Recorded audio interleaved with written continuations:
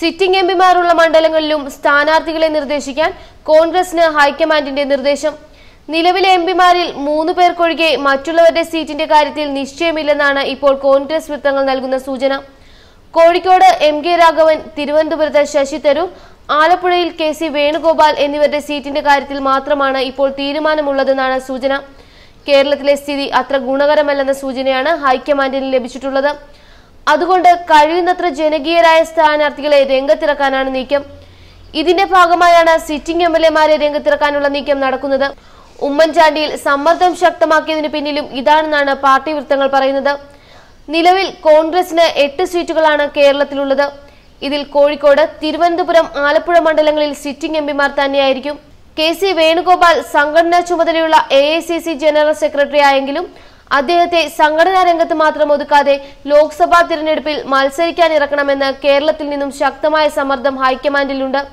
ഇതിനെ തുടർന്നാണ് അദ്ദേഹത്തിന്റെ കാര്യത്തിൽ ഏകദേശം ഹൈക്കമാൻഡ് വഴങ്ങിയത്. അതേസമയം മറ്റ് 5 സീറ്റുകളിൽ ഇതുവരെ അവർ ഒരു നിലപാടിലും എത്തിയിട്ടില്ല. എന്നാൽ മാവേലിക്കരയിൽ മിക്കവാറും കൊടിക്കുന്നിൽ സുരേഷിന്റെ സ്ഥാനാർത്ഥിത്വവും ഹൈക്കമാൻഡ് അംഗീകരിച്ചേക്കും. പ്രൊഫസർ KV തോമസ് ഹൈക്കമാൻഡിന് ഏറ്റവും അടുപ്പമുള്ള വ്യക്തിയാണെങ്കിലും അദ്ദേഹത്തിൻ്റെതുൾപ്പെടെയുള്ള കാര്യത്തിൽ ഇപ്പോഴും ആശങ്ക തുടരുകയാണ്. ഇതിൽ വയനാടിൽ മാത്രമാണ് ഇപ്പോൾ സിറ്റിംഗ് MP ഇല്ലാതുള്ളത്. അവിടുത്തെ MP MI ഷാനവാസ് അന്തരിച്ചിരുന്നു. അതുകൊണ്ട് തന്നെ അവിടെ പുതിയ സ്ഥാനാർത്ഥി വരും.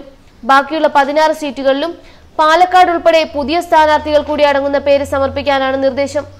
താഴെത്തട്ടിലും മറ്റും ചർച്ച നടത്തി സ്ഥാനാർത്ഥിയെ നിശ്ചയിക്കണമെന്ന നിർദ്ദേശമാണ് നൽകിയിരിക്കുന്നത്. അതോടൊപ്പം ഹൈക്കമാൻഡ് തങ്ങളുടേതായ രീതിയിൽ സ്ഥാനാർത്ഥികൾക്ക് വേണ്ടിയുള്ള തിരച്ചിൽ ആരംഭിച്ചിട്ടുമുണ്ട്. അവരുടേതായ രീതിയിൽ പ്രൊഫഷണലുകളെ ഉപയോഗിച്ചുകൊണ്ടാണ് കോൺഗ്രസ് ദേശീയ നേതൃത്വം പരിശോധന നടത്തുന്നത്. അതുകൊണ്ട് തന്നെ ഇക്കുറി സംസ്ഥാനത്തെ ഗ്രൂപ്പ് നേതാക്കളുടെ താൽപര്യം നടക്കില്ലെന്നാണ് സൂചന. ഉത്തർപ്രദേശിൽ സഖ്യസാധ്യത പൊളിഞ്ഞ സാഹചര്യത്തിൽ കേരളം ഉൾപ്പെടെ കോൺഗ്രസ് ശക്തമായ സംസ്ഥാനങ്ങളിൽ നിന്നും കഴിയുന്നത്ര MPമാരെ ലോക്സഭയിൽ എത്തിക്കാനാണ് നീക്കം. എന്നാൽ ശബരിമല സംഭവവുമായി ബന്ധപ്പെട്ട് സംസ്ഥാനത്തുണ്ടായ സംഭവങ്ങൾ അത്ര ശുഭകരമായ സാഹചര്യമല്ല UDF-നുണ്ടാക്കിയിരിക്കുന്നതെന്ന റിപ്പോർട്ടും ഹൈക്കമാൻഡിന് ലഭിച്ചു. കഴിഞ്ഞ നിയമസഭാ തിരഞ്ഞെടുപ്പിൽ പാർട്ടിയിൽ നിന്നും അകന്നുപോയ മുസ്ലിം ന്യൂനപക്ഷങ്ങളെ മടക്കിക്കൊണ്ടുവരാനാകാത്തതാണ് പ്രതിസന്ധിയെന്നാണ് റിപ്പോർട്ടിൽ പറയുന്നത്. കഴിഞ്ഞ നിയമസഭാ തിരഞ്ഞെടുപ്പിൽ ഇടതുമുന്നണിയെ, പ്രത്യേകിച്ച് CPM-നെ പിന്തുണച്ച മുസ്ലിം വിഭാഗങ്ങൾ ഇപ്പോഴും കോൺഗ്രസിനൊപ്പം മടങ്ങിയിട്ടില്ല. ശബരിമല സംഭവം കൂടിയായതോടെ അകൽച്ച കൂടിയിട്ടുണ്ടെന്നും വിലയിരുത്തുന്നു. ശബരിമല വിഷയത്തിൽ സംഘപരിവാറിന്റെയും UDF-ന്റെയും പ്രത്യേകിച്ച് കോൺഗ്രസിന്റെയും നിലപാട് ഒന്നായിരുന്നുവെന്ന CPM-ന്റെ പ്രചരണം അവർക്കിടയിൽ വലിയ സ്വാധീനമുണ്ടാക്കിയിട്ടുണ്ട്. കേരളത്തിൽ സംഘപരിവാറിനെ പ്രതിരോധിക്കാൻ CPM-നും ഇടതുമുന്നണിക്കും മാത്രമേ കഴിയൂവെന്ന ചിന്തയും അവരിലുണ്ട്. ഇതിനു പുറമെ INL-നെ ഇടതുമുന്നണിയുടെ ഭാഗമാക്കിയതോടെ മുസ്ലിം വിഭാഗത്തിന് മുന്നണിയിൽ പ്രാതിനിധ്യം നൽകുകയും ചെയ്തു. ഇത് അവർക്കിടയിൽ CPM-നോടുള്ള വിശ്വാസം വർദ്ധിപ്പിച്ചു.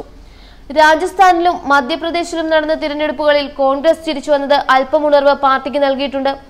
പക്ഷേ അത് കേരളത്തിൽ സാരമായി പ്രതിഫലിച്ചിട്ടില്ല. ഇവിടെ നിന്ന് ഇടതുമുന്നണി വിജയിച്ചു ചെന്നാലും കേന്ദ്രത്തിൽ BJP ഭരണം വരാതിരിക്കാനായി കോൺഗ്രസിന് പിന്തുണ നൽകുമെന്ന് ന്യൂനപക്ഷ വിഭാഗങ്ങൾക്ക് വിശ്വാസമുണ്ട്. അതോടൊപ്പം ഇത്തരത്തിൽ ഇടതുമുന്നണിയുടെ പിന്തുണയുണ്ടെങ്കിൽ കേന്ദ്ര സർക്കാരിന് സ്വതന്ത്രമായി ഇഷ്ടപ്രകാരം നീങ്ങാനുമാവില്ല. അതുകൊണ്ട് കേന്ദ്രത്തിൽ കോൺഗ്രസ് വരാൻ ഇവിടെ നിന്നും കോൺഗ്രസ് അംഗങ്ങളെ വർദ്ധിപ്പിക്കേണ്ടതില്ലെന്ന ചിന്തയും ന്യൂനപക്ഷ വിഭാഗങ്ങൾക്കിടയിലുണ്ട്. ഇതൊക്കെ മാറ്റിമറിക്കാൻ കഴിയുന്ന തരത്തിലുള്ള സ്ഥാനാർത്ഥികളെ രംഗത്തിറക്കി വിജയം കൈവരിക്കാനുള്ള പരിശ്രമമാണ് ദേശീയ നേതൃത്വം ഇപ്പോൾ ആവിഷ്കരിക്കുന്നത്. ന്യൂസ് ഡെസ്ക് മലയാളി വാർത്ത.